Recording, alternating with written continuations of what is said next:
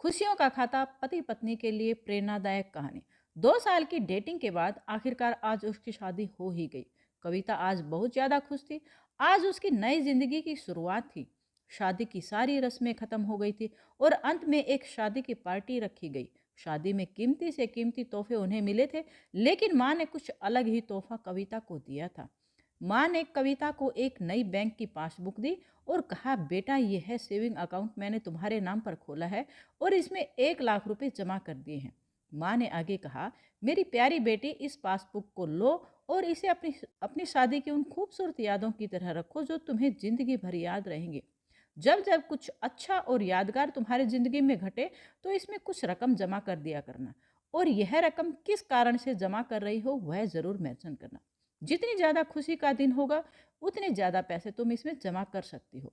पहली राशि मैंने तुम्हारे लिए जमा कर दी है, अब इसे आगे तुम अपने पति के साथ बढ़ाना, और जब कई सालों बाद तुम इसे देखोगे तो तुम्हें यह पता चलेगा कि तुमने अपने जीवन में एक दूसरे के साथ कितने खुशी के पल साथ में जिए हैं।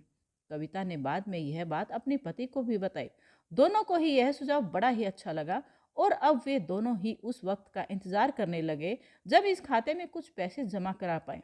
महीनों बाद उनकी पासबुक कुछ इस तरह दिखने लगी। 20 फरवरी 10,000 शादी के बाद पति का पहला बर्थडे मनाया गया। 28 मार्च 20,000 पत्नी को नौकरी मिली। 20 मई 20,000 वेकेशन मनाली में। 10 जून 50,000 पत्नी प्रेग्नेंट हुई। 25 जुलाई 40,000 पति को प्रमोशन मिला, और ये सिलसिला आगे बढ़ता रहा। पर जैसे जैसे समय बीतने लगा, साल बढ़ने लगे, दोनों में झगड़े होने लगे। छोटी छोटी बातों पर वे अक्सर एक दूसरे के साथ बहस करते, कभी कभी बिना बात के ही झगड़ा करने लगते। धीरे धीरे दोनों के बीच बातें बंद हो गई। वे दोनों ही अब अपने शादी के फैसले पर पछताने लगे। दोनों को ही ऐसा लगने लगा कि उन्होंने दुनिया के सबसे घटिया इंसान के साथ शादी की है। शायद उनके बीच का वह प्यार कहीं गुम हो गया था जो पहले था। एक दिन कविता ने अपनी माँ से बात की। माँ, अब हम साथ नहीं रह सकते।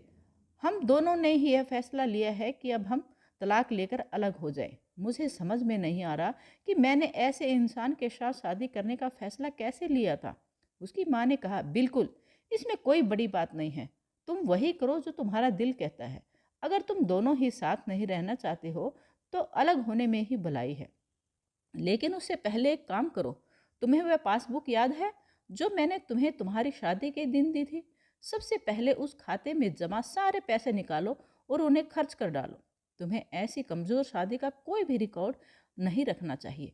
कविता अपनी माँ की बात से सहमत थी, इसलिए वह वहाँ से सीधे बैंक चली गई और बैंक में लाइन में लग गई ताकि उस अकाउंट को बंद करवा सके। जब वह लाइन में खड़े होकर इंतजार कर रही थी, तब उसने एक नज़र उस पासबुक के अंदर लिखे रिकॉर्ड्स पर डाली। उसने पढ़ा और पढ़ा और पढ़ती गई। वे सारी खुशियाँ, आनंद के पल जो उसने अपने पति के साथ जिए थे, वे सब उसकी आंखों के सामने आ गए और उसकी आंखों में आंसू आ गए। वह तुरंत वहां से निकल अपने घर पहुंची। कविता ने घर पहुंचकर सबसे पहले वह पासबुक अपने पति के हाथों में रखी और बोली कि तलाक लेने से पहले इस खाते में जमा सारे पैसे खर्च कर दो और इस खाते को बंद कर दो। अगले दिन पति बैंक गया और खाता बंद कराने के लिए लाइन में लगा। जब वह लाइन में अपना नंबर आने का इंतजार कर रहा था तो उसने भी एक नज़र उस पासबुक पर डाली। उसने पासबुक के अंदर लिखे रिकॉर्ड्स को पढ़ा और पढ़ते ही गया। भूतकाल में अपनी पत्नी के संग जिए हुए खुशी के पल, वो सुंदर यादें, वो प्यार के पल उसकी नज़रों के सामने किसी फिल्म की तरह चलने लगे। थोड़ी देर बाद वह भी बैंक से निकला और सीधे घर पहुंचा। घर पहुंचकर पासबुक उसने कविता के हाथ में रख दी।